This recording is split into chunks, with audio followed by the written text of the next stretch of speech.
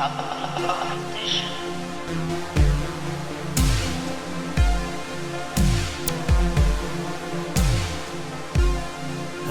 and welcome to another episode of American Werewolves. I am your co-host Brandon.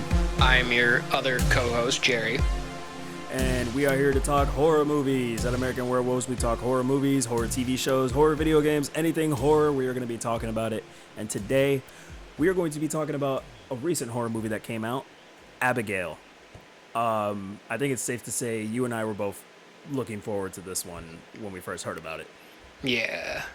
Yeah, I'm a fan of the Radio Silence, the team that did Ready or Not, the team that did Scream 5 or Scream 2022 for you nerds, and Scream 6. But this was one that really caught my eye because it is a kind of a throwback to old school monster movies. The plot goes as this. After a group of criminals kidnap the ballerina daughter of a powerful underworld figure, they retreat to an isolated mansion, unaware that they're locked inside with no normal little girl. I'm going to say this right now for those of you tuning in. If you don't know anything about this film, leave now. I don't think it'll ruin the experience for you knowing like what type of monster movie it is, but it will I can see it enhancing the experience for you, especially if you haven't seen a single trailer, which is something I kind of want to go over with you, Jerry, because I feel like this trailer gives a lot away, and I know a lot of people feel very similar to this, that the trailer, it seems like it just gives off way too much of the plot in this film. Okay. But, we'll go into that a little bit later. It kind of goes into some of my criticisms. Nothing too bad. But yeah, if you're just hearing about this movie right now and that little synopsis sounded appealing to you, I would say just click away now. If you have seen the movie or if you really don't care, stick around, listen to us chat about it. We're going to be talking some non-spoilers for a little bit in the first half, but then we're going to be diving really deep to spoiler territory. So that is your warning right now. I will remind you again when we dive into spoilers. But right now we're just going to give our brief thoughts of the overall film. Jerry, we'll start with you. What did you think of Abigail? I really enjoyed it. I loved it. After watching the trailer, the plot of the movie is wild. It's insane. It's very out there, and I wasn't expecting much going into it because of just how outlandish the idea is, and in the trailer you see Abigail dancing, and it gave me kind of like Megan vibes, and I was like, I didn't see Megan, but I remember watching her dance in the trailer and being like, what the fuck is going on? And so when I first saw the Abigail trailer in the theater, which was really the only time I had seen the trailer, and I saw it like once, so we'll get into that later. Yeah. But I knew I had wanted to see it, but I wasn't expecting anything special, and I walked out of the theater really enjoying it. It's a good horror flick, and it's got a good story. It's got good characters. It's not very jump scary. It's not like cheap horror. Right. It's just a very fun, but like not like Lisa Frankenstein fun, because that's kind of just like 80s fun horror. Oh, yeah. This is just like a legitimate horror film that I would definitely watch again. And there are not many films, I like experiencing new stories. There are not many films I go back and watch a second time. I would willingly watch this a second time. Oh, yeah.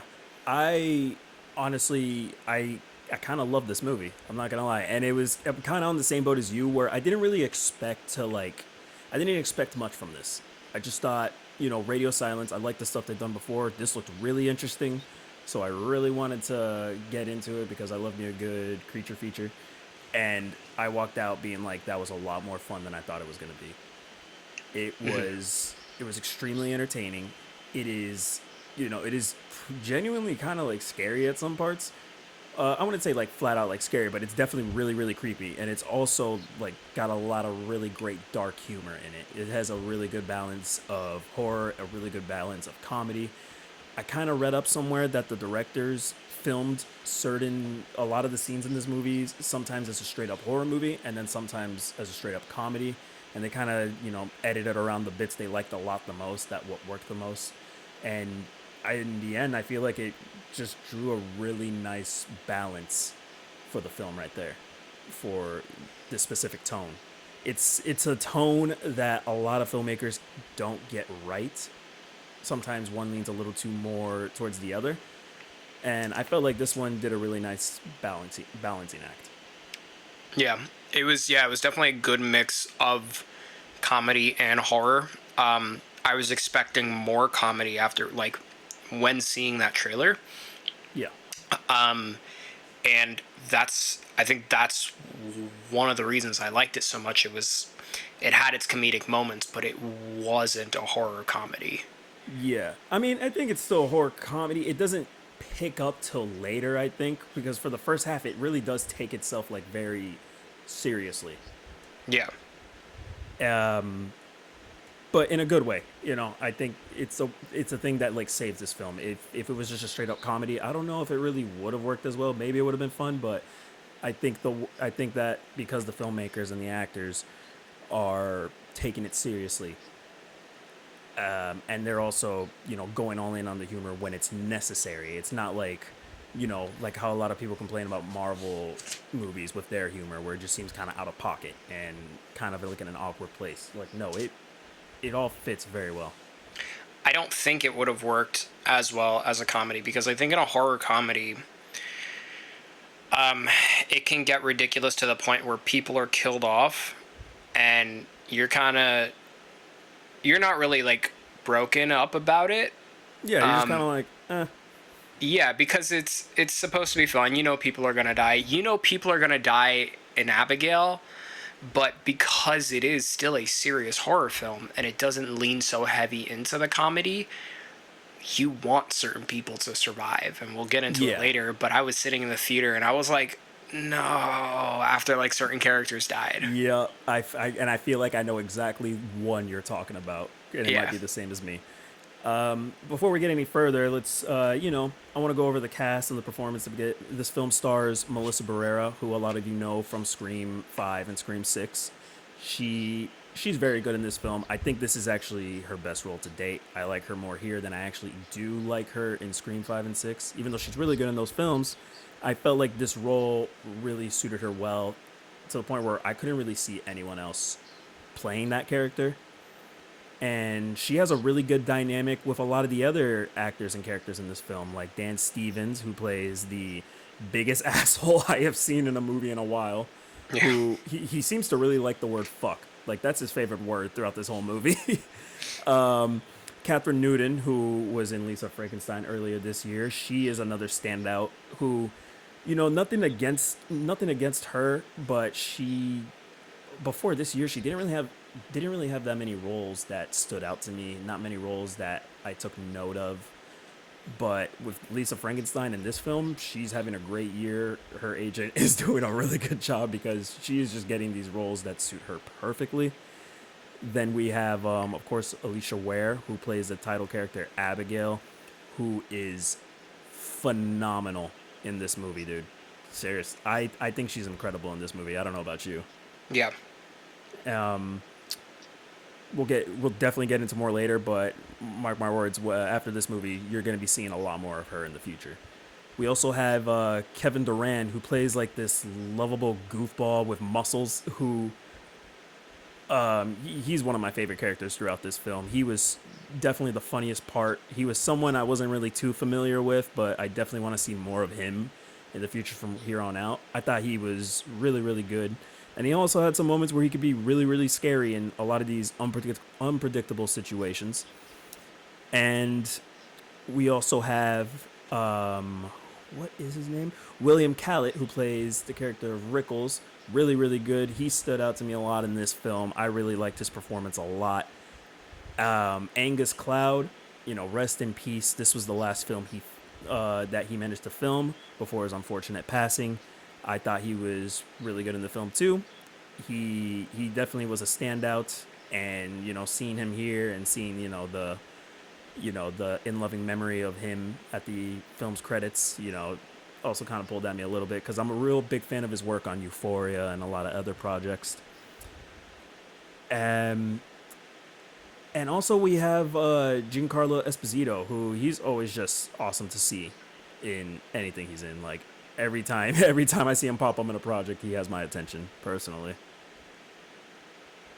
Yeah. But Anything he's in, it's I'm immediately sold. He never misses. He's always just a great fucking character.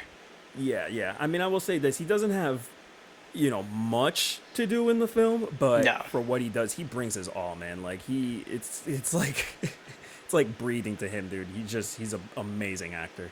Yeah.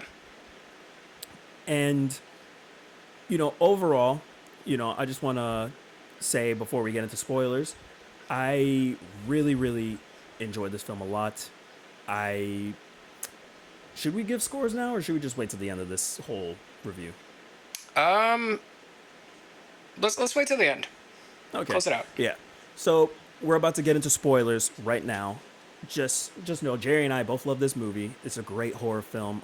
It is one definitely worth watching in the theaters with the crowd. It's definitely one I'm probably going to be watching again around the Halloween season for sure.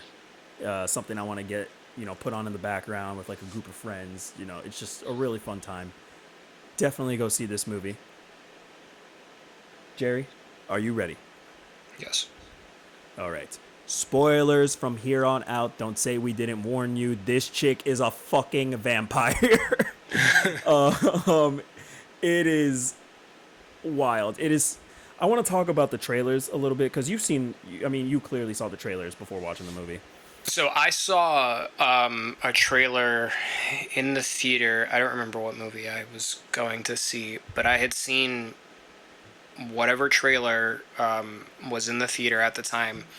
That was the only time I had seen the trailer, and I didn't think it gave to that I can remember. By the time I saw the movie, I didn't remember much of the trailer. I remember the elevator cage scene, Right.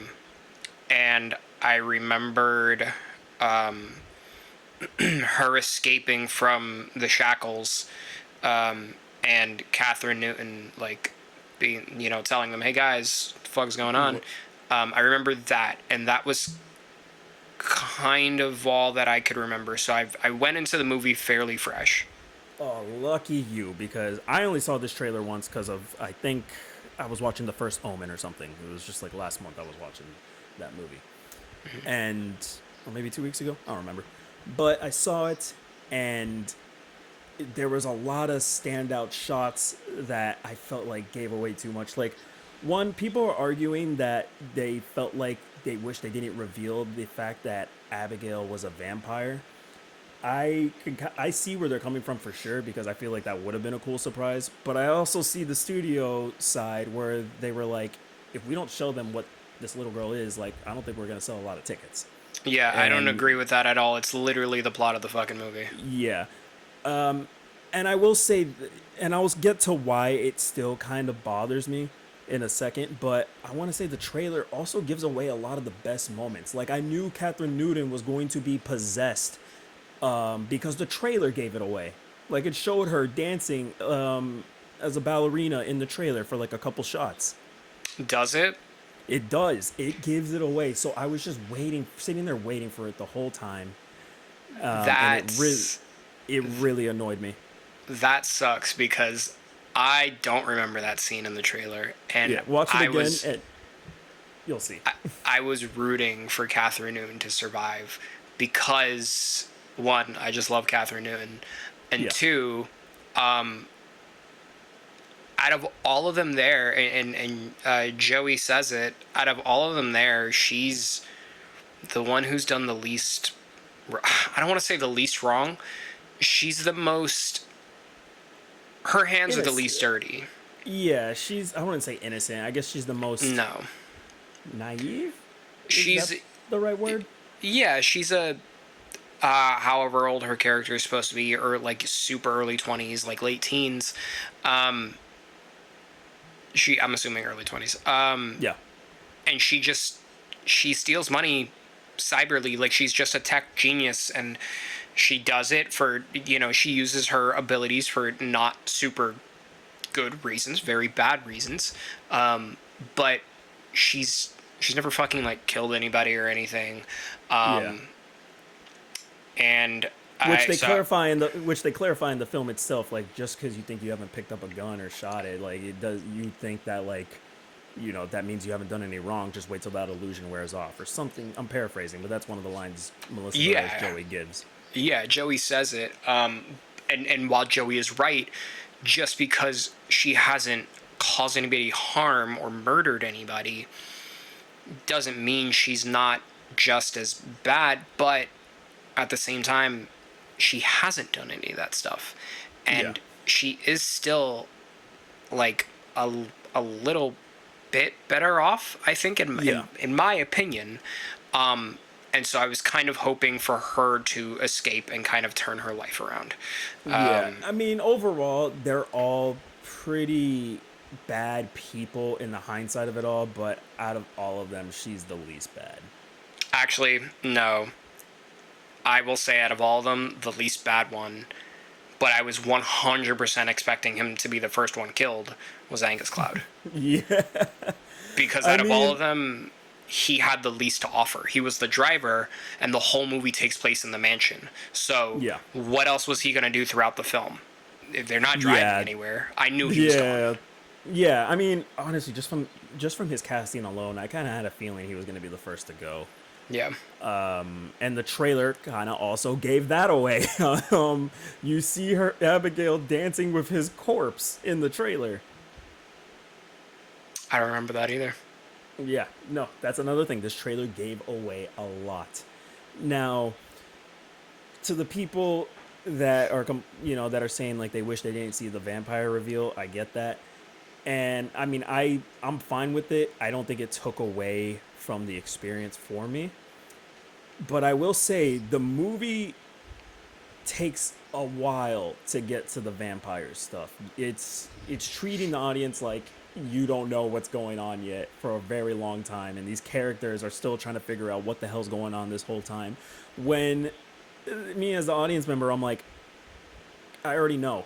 Like, you're building up all this suspense for this, like, what if, this mystery, kind of for nothing, because going in, I know what the hell's gonna happen. Like, we're gonna find out this chick's a vampire and that she's tearing these people up. That was that's just like the one little issue I have with the film. Not that like it. The thing is that saves it though is that these characters are so entertaining, and you like seeing their dynamic before the shit hits the fan, that it didn't bother me that much. Yeah, I wouldn't say it bothered me necessarily, but I definitely was like, we're like 40 minutes into this movie and she hasn't done anything. Yeah, Um, at was it? least Was not it? on screen. Yeah. Would you say 40 minutes?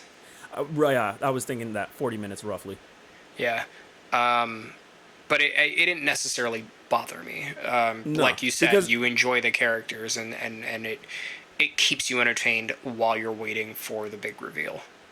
oh yeah, definitely.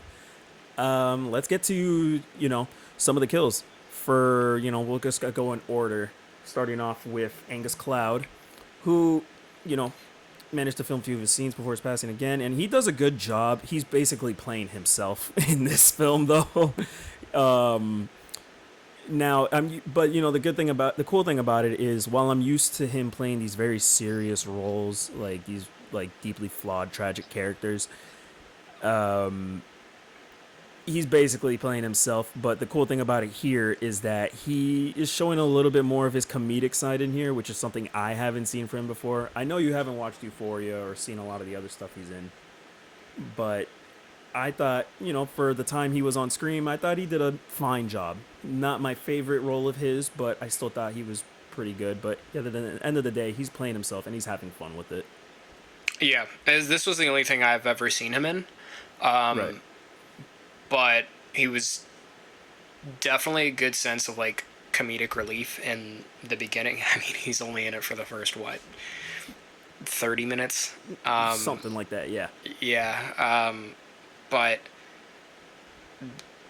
while he is that good like comedic relief in that first part of the movie, it's also that comedic relief that he's just he's fucked. He's Oh yeah. not making it out of this. Yeah, I mean, Homeboy's drinking throughout the whole movie. He is Oh yeah. smoking before every scene. Like, it is like typical horror knowledge that these people that engage in that they're dead. Like the pothead always goes in these horror movies every time, Yeah. unless you're the cabin in the woods.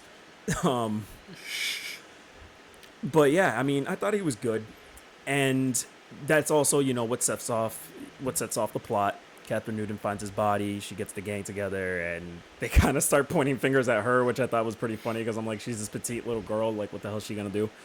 Yeah. But it was mainly from Dan Stevens' character, who again, biggest asshole in the movie. He Which was go on. he was such a huge fucking dick. But he was a dick, But he but I wasn't dumb. still didn't hate him. Like, Yeah. no, I hated him, but he was a watchable dick. He was like a Yeah. watchable asshole. You wanted to see more of him. Yeah. Because because at the end of the day, like, he's not wrong about a lot of the stuff he's complaining about or a lot of the stuff he's pointing out. He has logic. You kind of learn when Melissa Barrera starts, like, reading all these characters, because they're not supposed to reveal their real names or their backstories and stuff like that, but she kind of reads them all because she's just good at reading people. She points out that he used to be a cop. He was obsessed with power, got power hungry, and then a lot of crap happened where he just had to go into hiding for a little bit. And that's why he's doing this job. And he isn't a dumb character. He's just an asshole. He's just an unlikable one. A really unlikable dude, but you kind of love to hate him. That's the whole thing of it, which is why I think he did a really good job in this role. Yeah, I think he's what everybody else would be in that situation, Yeah, but just an asshole.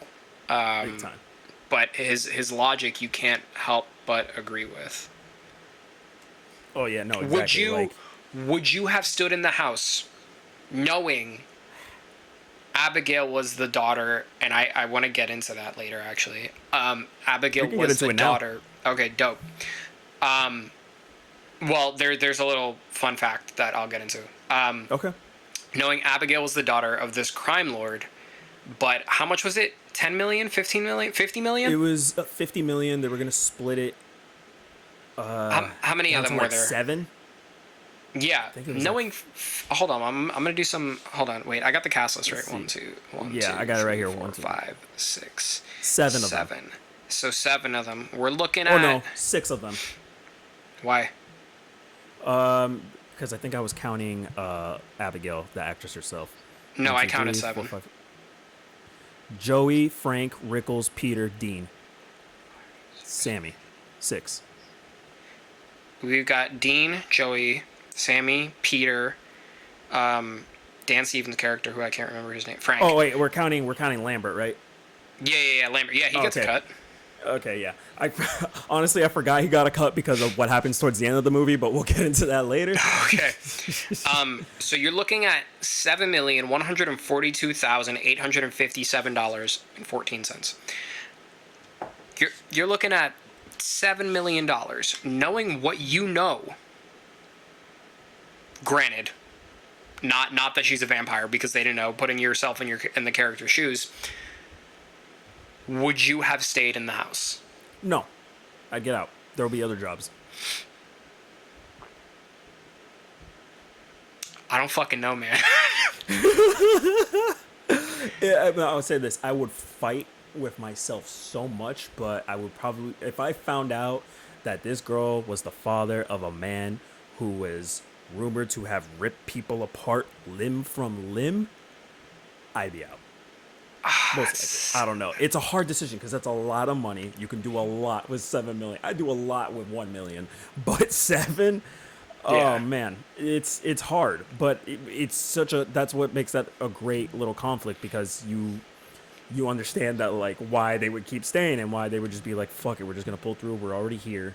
But honestly, off bat, the whole situation was very off-putting. Like I'm not gonna lie, I kind of pieced together what was happening a little early on. I didn't get the finer details, but when it comes to the reveal with Giancarlo Esposito's character, I kind of already knew off the bat like what the deal was with him. Oh, Except 100%. for, yeah, except for maybe one big aspect of it that they tell you in the end. Yeah, I didn't get that part. I didn't think of that, but the fact that he was setting them up, I knew that from the beginning No, I was like, so he's fucking them over clearly. because Like it was too this is early into the film. yeah, and it was too easy. Like the It whole job was was too easy. the film starts off with the heist. Like, it wasn't them getting together and be like, hey, this is what we're going to do, which is what I was expecting. It Yeah, starts off with the heist, so you're thrown right into the action, and because of that, I was like, he's setting them up. It because you don't get any backstory, you don't get any planning or anything. nothing. And you don't get Giancarlo Esposito for a small bit role without it being something else underneath. Right. You don't get him as just this guy who just like, we knew he was coming back. Like, he just Yeah. dips from the mansion. He's like, I'll see you in 24 hours. You don't bring him on screen for 5 minutes. Like, No. Hell no. Like, ain't no way. Like, the movie expects you to forget about him. I'd be like, no, no, I remember your ass. yeah. But yeah, it was it was just I don't know. I guess who knows? Maybe I'd say no now, but who knows if I was in the situation actually? Who knows? I might stay. I'd be the dummy that stays. Now, knowing what you know, would you have stayed? No. Okay. I knew that answer. I wanted to see if you would be like, for 7.1, yeah. I'd be like, no, the fuck you wouldn't. Shut the fuck up. Like no. I would die immediately. Dude, I would probably No way. take I would myself be out. Angus Cloud in the movie. I think I would, because like all the windows are locked, the doors are locked, like there's no fucking escaping. I think I would just fucking like, I think I would have to take myself out, man. No, I would like break. Oh, I would break that big window that opened up in the main hall or whatever. I'd How find the a way fuck are to you gonna climb get up up there? there. I would find a ladder. I'd find something. I would make everyone stack up top of each other like a human ladder, climb above them, and then I'll get out and I'll get help. That's what I would do. I'm not staying. I'm gonna find a way out. You know what I did notice, speaking about the window? Time Yeah. moved fairly quick. It did. Yeah. Because like the sunlight is there, and then when Joey leaves the mansion, it's night again, and it's Yeah, only it like was. from when the sunlight is there to when Joey leaves, it's only like another 30 or 40 minutes. Like, it's not a long time.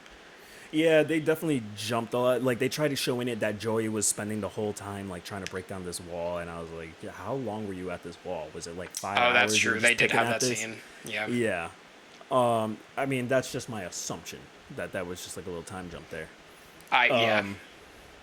But getting back to the film, they're after Angus Cloud's found dead, they're all trying to figure out. They start suspecting that her father is in the building, which I'm not gonna lie, they almost kind of got me. I was like, maybe he is also in here. I know Abigail's a monster because the trailers told me so, but maybe he is also in here. I don't know. And then they keep going. They keep interrogating this girl. They're trying to get info out of her, and what was it? It's Rickles and Joey that go in to interrogate her one more time. They're both, talking how they, and they were talking earlier how they have to stick together. They want to watch each other's backs. It's, really just a little moment showed that it's a little moment like that that made Rickles super likable. And as they finish talking to Abigail and they start going their separate ways in the hallway, you just see him suddenly stop walking. She turns around and his face is slashed off. As likable as he was for the little bit that he was in, I Yeah. do have to say, I wasn't upset over his death. Solely because they definitely hinted at like a possible romance between the two during that one scene where they're talking. Yeah, I was. And I remember the watching that bit, last and I kept going, kiss, kiss, kiss. Like, that's really all I no, the kept last thinking. thing I wanted in this film was romance. No, Like I I mean, didn't no, want I to was see joking anything. for sure, but like it was so obvious of the setup. I was just like joking around, Oh like, oh, kiss, yeah. kiss, kiss. You know what I mean? That's why when Yeah, they killed him, I was like, oh shit. yeah. And that's what I really love about this movie too, is that it's taking your expectations and it's just twisting them, and it's playing with all these tropes, and I really like that. Which is why like I liked his death, but it was still kind of upsetting to see him go because I was like, he was kind of the only somewhat likable person in there. Would the romance have been forced? Yeah, definitely. Are you kidding me? But you know, Yeah, I they don't fucking definitely know would each have. other. What's up? Yeah, they don't know each other. I don't think they speak at all before that part, do they? They before like they almost kissed scene. Yeah. Just literally the When Joey's reading him. yeah, that's it. Yeah. Which for a second when they were getting close like that, I was almost expecting a reveal that they did know each other prior to this. Almost, but you know, he's gone before any other stuff like that can develop. But Yeah. yeah, it was sad to see him go, but I liked his death. It was quick. It was graphic. That's another thing. A lot of the deaths in this movie, I was not anticipating them to be as graphic as they were and as bloody as they were. Because the movie's so funny at first that when the first kill happens, I'm like, oh crap, that's right. This is a horror movie we're watching right now. Like, there's a lot of blood. Oh yeah, it's a And super fucking bloody film. yeah, there's so much blood in this movie. Yeah, it's so it was like it was upsetting to see him go, but I still it worked for the film. And then we have our four main people throughout the rest of the majority of this film. And what was it? Kevin Durant. Yeah. Another dude I didn't expect to really like as much as I did in this film. He, like I was saying earlier, he has a lot of really great moments, especially comedic moments, when he's just talking and then like they find out that this girl's a vampire when it's revealed that Abigail is the one like, you know, killing everyone off in the house, and they're freaking out like what to do. And he's going like, vampires aren't real, there's no way. And like the Dan Stevens is just screaming at him. You know, just moments like that is great. And you know, he's just also super unpredictable because he was ready to shoot this girl in the face before knowing she was a vampire. And you know, of course, Joey stops him last minute before the big reveal happens. And they're getting together, Kevin Durant, Dan Stevens, and Catherine Newton to try to take down this girl. And it goes to one of my favorite scenes in this film, where they see Abigail dancing with Angus Cloud's body on the stage, and it was just a hilarious and gruesome, awesome fight sequence between the four of them.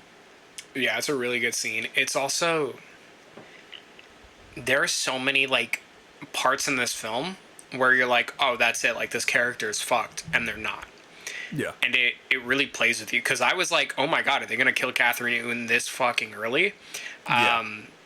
And she's safe. They all make it out of that scene. And then there's another scene by the steps that I thought Dan Stevens was fucking done. And Oh, when she's like walking on the banister and stuff. yeah, when she's holding Yeah, him and she's like flying. yeah, I thought he was fucked there. yeah. That was And another funny bit when he's screaming about how she's flying and they need to get him off. the film does a very good job at letting you think you know what's gonna happen. Yeah, it really plays with a lot of your expectations throughout, and it's so fun. Because I also wasn't expecting the final fight to go the way it did. Yes, which we will get to that. I have Yeah. some things to say about that. But also back to that banister scene, I want to say shout out to Alyssa Weir, the actress that plays Abigail. She is a trained dancer from what I read, and she did a majority of the stunts of herself. That one being one of them, you know, with some Oh, pulleys shit. and wires. But yeah, she was just walking on that stuff, and that was like one of my favorite little moments from Abigail in the film. You see it in the trailer. It's really, really cool stuff. We love a self stunt actor. Oh yeah, Yeah, she's like the young Tom Cruise. Wow. But but yeah, so after that scene, they're trying to track her down again. Which, by the way, they tried doing the generic vampire stuff like the garlic and the cross, and none of it works. Like, she lets them know off bat, like, yeah, that ain't gonna do anything. Um, lets them know off bat. Then they realize they have to use a tranquilizer to trank her. They, another fight ensues. They trank her, they put her in the cage, and it's revealed when Abigail wakes up again in this elevator cage that she brought them all there, that they are somehow related to enemies of her father. And you kind of start getting a little backstory of Abigail, that she's kind of just trying to win her father's love, that she really, she feels like he doesn't care about her, and she feels doing this, taking out her father's enemies, will make her seen and make her feel loved by her father, because that's all she just wants. And it would that was a reveal that I kind of started to pick up on when I saw the bodies. I was like, okay, so this clearly isn't the first time. Like when Yeah. the Catherine Newton starts falling, like she falls into that pit of the bodies. That's when I was like, so this isn't the first time. There's other victims, but why? And then you get the why, and you honestly kind of start feeling for her at that point. Yeah, Abigail being the villain is still a very likable character. Very Um, likable, as sweet as she is vicious. she was y- really, she was really pulling on those heartstrings in the beginning before she started, you know, whipping out fangs. yeah, and that's like I remember like right after I watched it, I called you and I was like, there isn't a character in this film that is just not likable. Like even Abigail as the villain is is still a likable person. I wouldn't say you root for her because you still like the main characters enough to want to see them succeed, except for Dan Right. Stevens. Yeah, yeah, yeah. Um, but she is still like I didn't necessarily want to see Abigail die either. No, not at all. Like, I there were certain points where like she was just kind of, she was just so evil that I was like, fuck you. Like, I think it was the moment, yeah, she bit like Catherine Newton or something. I got like, and like she was like saying, fuck you this, fuck you that, blah, blah, blah to them before she got tranked. It Oh was, yeah, yeah, I was like, she did damn, dude, a no, I wanted to she go did a down. Mia Evil Dead Straight up. Oh my god. like. I was getting a lot of I was getting a bit of Evil Dead 2013 vibes from this film too, just from the amount of blood alone, honestly. One thing I will say that reminded me of Evil Dead. We'll get to it when we get to the end because that's Okay. how I related to it. Okay. But yeah, so they trank they trank Abigail, and then like they all leave because Kevin Durant's character tries opening the cage because she tries making a fake deal with them, which is so obviously fake, and he's so obviously stupid that he almost falls for it.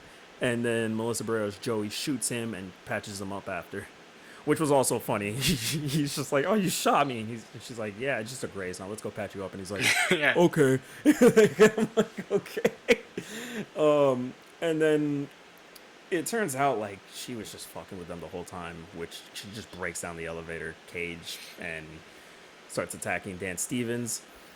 And then Melissa Barrera, smart enough, she tears off the wood off one of the windows nearby, and sunlight beams out, and it makes Abigail's hand just straight up explode, gushing blood everywhere. And she's screaming in pain, and it starts slowly growing back. So they all run away to hide in the main room with the big window, so that way the sunlight is showering over them. Which was another really great moment in the film for me. I really liked that. It was just so sudden and so crazy that it was a lot of fun. But she's just hiding out, waiting to heal up and waiting for some sunlight to go away so she can make her move again. And then Catherine Newton's character, being a hacker, she has the idea to go, maybe rewire the security systems in the house so that way the gates can open and they can all get out. And then it's her and Kevin Durant that go into this weird garden, I guess. What was that room? It It looked kind of like a greenhouse. I don't know. Yeah, it was weird. It looked like it was just like vegetation overgrowing inside the house, honestly. Yeah. Like, but yeah, so they go there.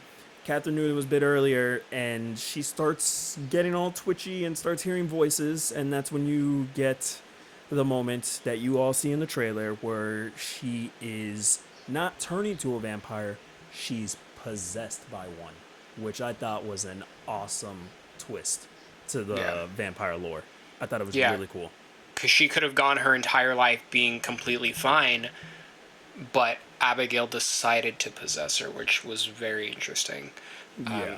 It was also very heartbreaking. I wanted to see her live, but Yeah, I know. And she kills Kevin Durant. But this is honestly when I started really loving Catherine Newton's performance. Just her acting as like a version of Abigail, and just like seeing her play like off of Alicia Weir's personality, and like morphing into her own performance. I thought it was really awesome to see. I will say, you mentioned earlier like Catherine Newton, like a lot of her films, up until recently have kind of just been okay. Like Freaky was fine. It I keep wasn't forgetting any. she's in Freaky. Yeah. Ant-Man and the Wasp. Eh. Um, It's. I don't blame her for that. I just feel like she was just terribly written. no, I don't blame her at all for that. But she also like hasn't done anything like super huge. But I think, like you said, she's having a really good year. Lisa Frankenstein was, oh, and we'll do a review on that. Was Oh phenomenal. yeah, that's probably I gonna will. be the next one we talk about. Yeah, I'll say it is now one of my comfort movies. I think it's probably in my top 10 favorite films just generally. Like it's such a fun fucking movie and she does such Oh, a it is. good job in it. And this movie, her performance is stellar. Absolutely excellent. Oh, 100%. It's also, and I could be wrong. Has she? No, I'm looking at her discography. She did like Paranormal Activity and like That's others. right. She's in the fourth one.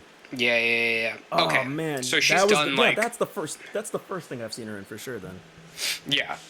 So she's definitely done like serious horror films, but because all I know is like horror comedy like Freaky and Lisa Frankenstein, but she fucking killed it here. Yeah, she was really good. I think out of the two performances, I still think Lisa Frankenstein is her best, but she's awesome here. Really cool. Well, it's And it her was, film. yeah. And yeah, it was really sad to see her go here, but very, very memorable character in this film. And so then after that, there are two left, and She actually has the quite a long. I'm sorry. She has a pretty long filmography actually. But continue. yeah. So after that moment, the secret door that Dan Stevens was sporadically trying to open earlier, which was also funny when I love that little moment where she told him that a book would open the door, and he finds a book and he's like, and then there were none, and he pulls it and nothing happens. Thought it was a great moment. Yeah. But then the door finally opens. They go in, and then this is where the big reveal happens. There's a secret room with security footage, and we find Giancarlo Esposito hiding out there the whole time. And it's revealed that he himself is a vampire.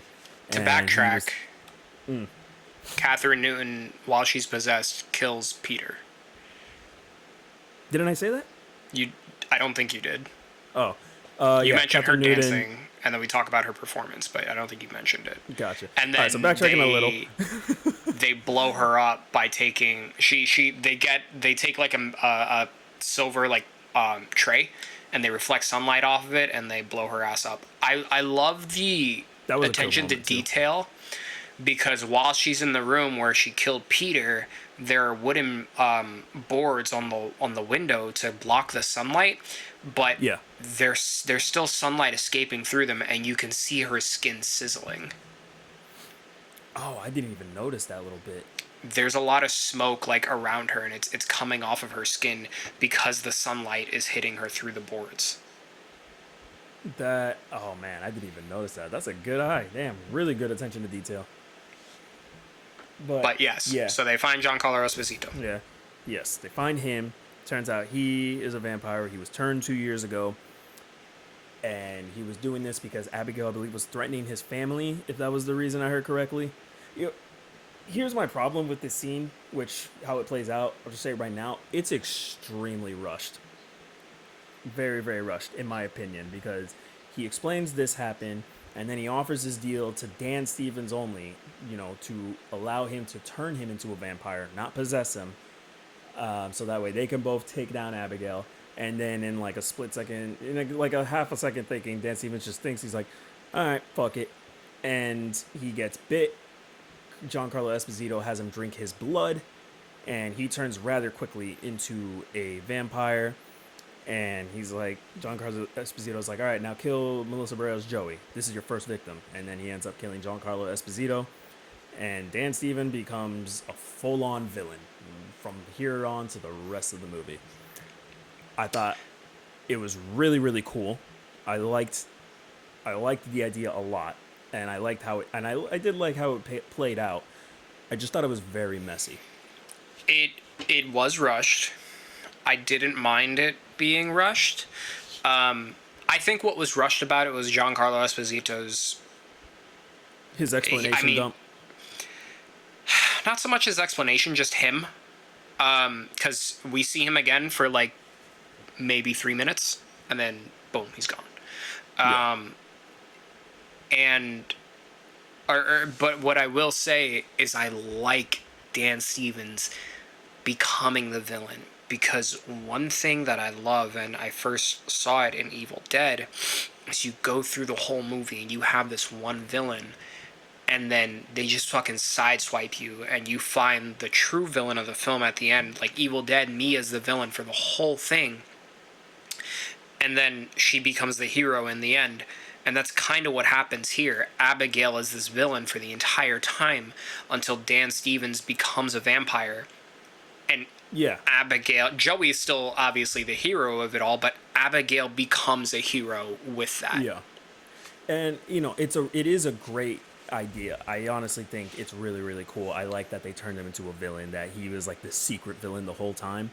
And I also understand that they explained it earlier that he was a old cop, and he had this obsession with power, this obsession with authority, and that he could pretty much do whatever he wanted. Uh, he felt like he was above the law in his role as a detective. And so I understand why he would be like, yeah, I would like some power again. And I liked the turn. I just kind of felt like it was just very rushed, and he was just.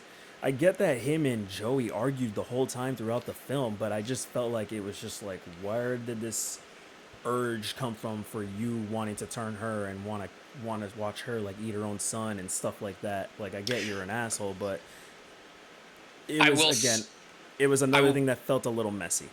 I will agree with you on that. There's really no, there was no reason. Like, yeah, he was a dick throughout the whole thing, but like his like heavy hate for her was kind of just uncalled for. Like there was really no reason for him to want her dead, and Yeah, to want um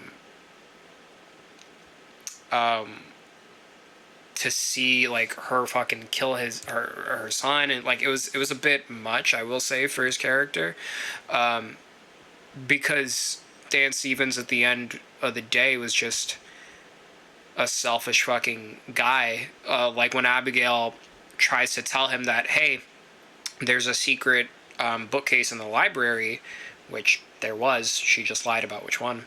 Um, I fully believe he would have gone to that bookcase and left without telling fucking any of them. Like he would have just left them there.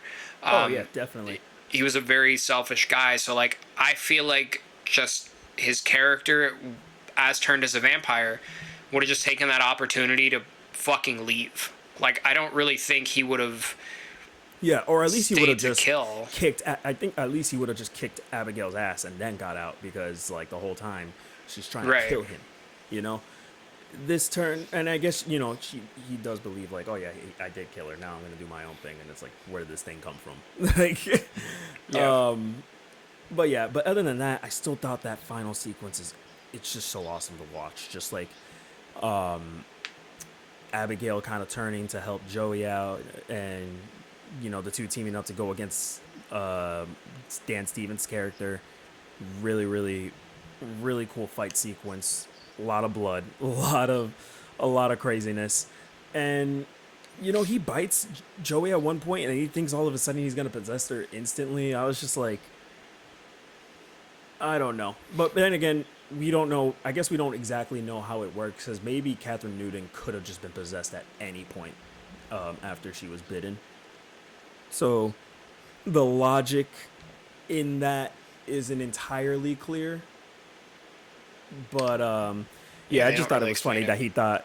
I just thought it was funny that he thought he was gonna be able to control her right away, and obviously That when she is, opens her eyes, like she's not possessed. She's just faking it. yeah. That's one thing I will say is like in the beginning, Angus Cloud finds like this mural. I was expecting them to go back and explain that. The Which mural? lore, I don't know. He's in a room and he's got Oh like his yeah, lighter, and you never fucking go back to that. yeah. It's like showing the portrait of Abigail, which I I Was mean, it Abigail though? yeah, it was. I'm pretty sure that was her face on there, and that's why he's like, what the fuck? And like she says later on in the film that she hated like the library that they were in or something like that, so you just assume that's her old house. No, the light. Well, she says her dad turned her into a vampire in the library, and that's why she hates Oh it. yeah, but yeah, I just thought that was Abigail's face. As far as I know, there was no other little girl in the film. I didn't think it looked like her, but maybe it was supposed to be her. Yeah. Another in the library, there's a statue of like a guy, and he's got his hand on a little girl's like shoulder, and she's like in a cloak.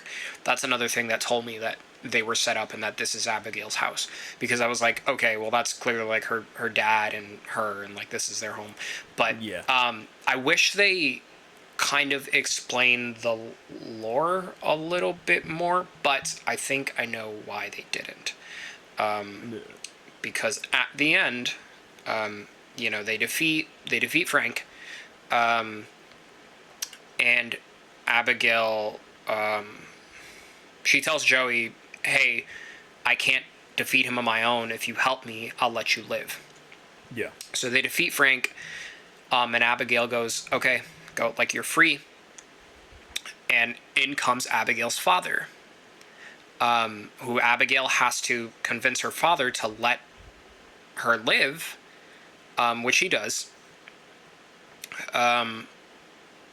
And this is going into my facts that I mentioned earlier. This movie was originally a remake of the 1963, I believe it was, Dracula's Daughter. Yes, I think it was that. I think it's that year. This movie was titled, if what I read was correct, this movie was titled Dracula's Daughter up until January when they released the first trailer, Yeah, where they I think that decided to was. call I it think that Abigail. was the. I think that was just the production title. Okay. I had read that the directors were initially went in making a remake of that film, and then as they continued production, they kept changing things, and it eventually just became like their own version of it, like an homage to the film, but not necessarily a remake. Yeah, because I was reading the plot on that film, Dracula's Daughter, and I was like, this is nothing like that. Like Yeah. that film has like Van Helsing, and he's on trial for killing Dracula and all this Oh shit. craziness.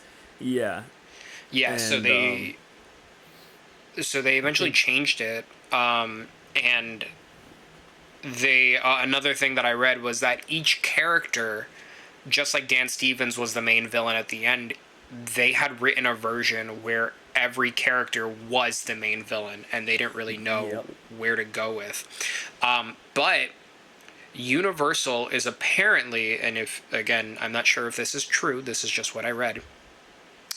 They're not necessarily looking to rebuild the Dark Universe and try it again, but what they are looking to do is to revamp the Universal Classic Monsters and create more Universal Classic Monster films. Not necessarily have them intertwined into this whole connected universe, but to just bring Universal Classic Monsters back into the theater. And this was the start. So they toyed with the idea of even having her dad in the film. And originally that film where, or that scene where he's trying, or Abigail is trying to convince him to let Joey live was a lot longer. And they had to cut it down. Yeah, which they let's get to it. Her father pops up at the end of this film. I said that already. No, you didn't. Yes, I fucking did. No, you didn't. Yes, I fucking did. I said her dad walks in and... Dog, you said yes. Go back and play. Oh, I ain't going back. I'm cutting this shit out. Nah, I'll leave it.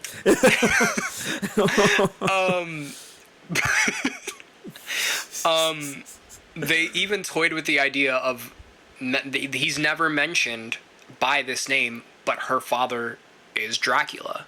Yeah, because he says a line saying, like, I go by many names, which is something his name Dracula has said before. His name in the film, what is it? Christoph Valdez? No. Valdez was supposedly his hitman. Oh, yeah. Let me find it. Abigail was Valdez, technically. Yeah, that's right. They're like... He has some name that starts with a K. I think it's like... It's Christoph something. It's like Christoph or Kassoff or something like that. But Joey says his name, and he's like, I've gone by many names over the last few centuries or something like that. And yeah, that's just a nod to him at one point being Dracula. So it's possible that we get a Dracula film later on. Yeah. Which, by the way, like, I felt like the reveal they had of Matthew Good playing that character, I felt they were trying to be like, oh, look who we got to play the Dracula type figure. And I was like, who's he? I had to look it up after the movie. I was like, dude, I've never seen this dude in my life. I was reading and they were like, oh yeah, we got Matthew Good to agree to it. And I was like, I've never fucking seen this guy in my life. I looked at it and I kept looking at that face. I'm like, is this like a young de-aged Willem Dafoe? I can't tell. It looks so weird. It looks crazy, but I mean, for his bit, he did good. I can definitely see him playing a Dracula in a future movie. Yeah, he did. I mean, in the fucking 2 minutes he was in, he was excellent. But like he definitely like played off on that old school acting for Dracula. To say he had like, where they were like, we have a Matthew Good cameo, a surprise Matthew Good cameo. I'm like, is it a surprise cameo? The only surprise is I don't know who he is. He was in... Oh my god, he was the main guy in Chasing Liberty. What the hell is that? It was a 2004 rom-com where Mandy Moore plays the president's daughter, and he is a secret service agent who is designated to protect her, and he pretends to be a normal guy. The twist is he's a secret service agent, and she's like, you lied to me, and blah, blah, blah, but he's like actually in love with her. It's actually a very good movie. Wow, that sounds great. I'm probably never going to watch it. That's And he was in Watchmen, a movie I've never heard, but everyone loves. He was in The Kingsman. The Kingsman? Yeah. I still haven't even seen that one. Neither have I. But still, good. And then, he almost eats Melissa Barrera. Joey's like... Oh, not Joey. Abigail's like, let her go. And he's like, all right, I guess. So... She walks away as they have this little touch of reunion, and Melissa Barrera's just like, what the actual fuck? And she just sits in that car covered in blood, turns it on, and gets the hell out of there. And that is the end of Abigail.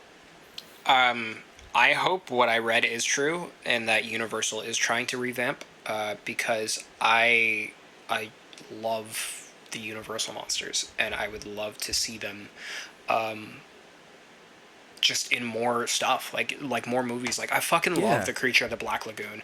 Shape of Water is the closest thing that we've gotten to like a modern remake of The Creature of the Black Lagoon, and I fucking love Shape of Water.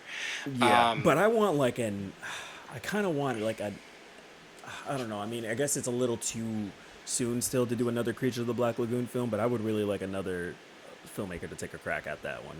I don't think it's too soon. You know, how long ago did We're about Shape to of Water get come like out? 4 fucking Frankenstein films. That's true. Oh my god, so ridiculous. So ridiculous. I mean, You I'm know what looking I'm forward to both of them, or all of them, whatever. How many are coming out at this point? I think we should do, speaking of Universal Monsters, when Epic Universe opens, we have to go through the Dark Universe section Oh, of that definitely, park. definitely. No, I That's would gonna be love dope. that. Honestly, yeah, that would be really really cool.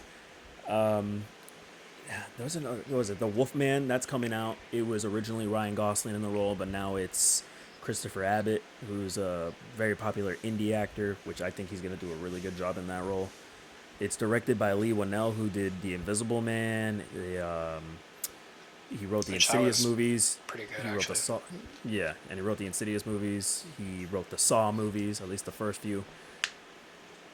Yeah, that one I'm really looking forward to. And then we got Guillermo del Toro's Frankenstein, which was supposed to be Andrew Garfield as Frankenstein's monster. Now it's Jacob Elordi, which still good, I guess, but I was really wanting Garfield in that role. If you cast Garfield and then remove him from your film, I'm immediately 75% less interested in your movie. Oh man, Because you can't replace Andrew Garfield. you can't. But Jacob Elordi's not bad. Jacob Elordi's still pretty No, he's good. not a bad actor, but he's not Andrew Garfield. No, of course not. But we also have more of an attachment to Andrew Garfield. You know, we're Spider-Man fans, and we've seen a lot more of his movies than we've seen this guy's. But yeah, it's just I don't know. He just made sense in that role to me. I just felt like that was really really good. And then we got Bride of Frankenstein, which is the one Maggie with. Gyllenhaal Is she directs it. directing it or starring She's in it? directing. No, she's Okay, directing it. yeah, Starring she's in it directing is it. Christian Bale and oh god, what's her name from Jessica Chastain. no, it's the actress from I'm Thinking of Leaving, I think is what it's called. I'm thinking of I'm leaving. Thinking of Ending Things. That's what it's called. Oh, that's right. Oh, she's in the movie Jessie Buckley. Men. Yes. Yeah, I think she'll do good in that. Yeah, she's great. Yeah. But yeah, that's the end of our review. Overall, for me, I give it a 8 out of 10. I think really, really good movie. Really fun. Has a few things about the last act that I felt like they could have done a little better, but it didn't take away from the experience as a whole. I thought this was fucking entertaining as hell, and I would definitely be watching this one again. Yeah, I'm gonna give it.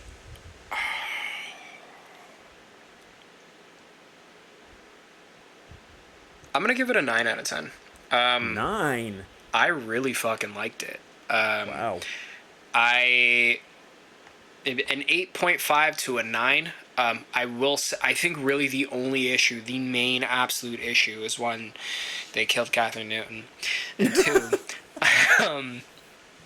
and two, just Frank deciding to go off the rails at the end is Yeah, just doesn't make big sense. character turn there. Yeah, I know a lot Yeah, of people. I've heard from a few people that have seen it, and they said they just didn't really, they weren't really a fan of the third act in general because they felt like it turned into a different movie. But I felt like that's what kept it fresh for me and kept me really invested throughout the last half. yeah. I don't. I wouldn't say it turned into a different movie. Nah, I mean I get what they're trying to say, where it's like it just feels like it kind of loses track a little bit, but It I felt like stops. The third act stops being a horror film and it kind of turns into an action film. yeah, but still, this is action horror done right. Like, I mean, we'll Yeah. go for video game example, like Resident Evil 8 Village, like how the one before that was just straight up horror. The next one, Village, turns to like action horror, but it was still horror. It was still fun and entertaining on top of it too. It kept it fresh. So I think it's just action horror done right. Yeah. But yeah, Um, that's gonna be it for this review for me. Unless you have anything else you want to add on. No, that's it. It's a great film. Go watch it. Go watch it because it's a great plot. It's a fun movie. It's a very well done horror, slight comedy, third act action horror. And if there's any reason at all, if you're like, I don't really like horror and you don't want to watch it, just go watch it for Catherine Newton. Yeah, Just do it for honestly. that. Oh, Melissa Because, Barrera. I personally love Melissa Barrera a lot, and I want to see more of her. yeah, Catherine Newton. Melissa But, Barrera.